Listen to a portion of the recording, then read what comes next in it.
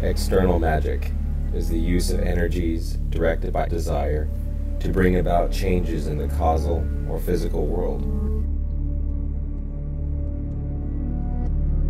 External magic is divided into two forms or types.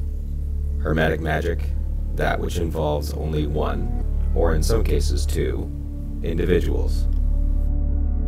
Ceremonial magic, that which involves multiple individuals and may be said to be formal magic, involving specific rituals, rites, or group practices, or at least under certain patterns and rules with clear limit lines and construction, usually written down and followed exactly by a coven, temple, magical circle, or adepts group.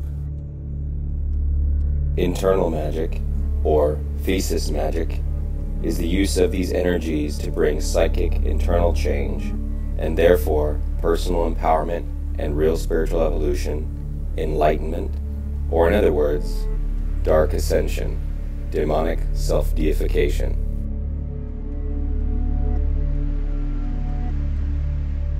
Internal magic is usually individual, but can be performed in tantric works. For example, works which require one or more partners, but the operation's goal is to obtain an internal and individual development.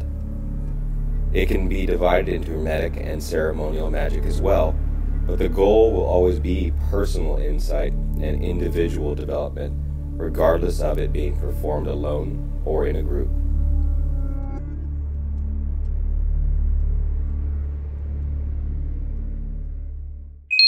The Devil's Temple.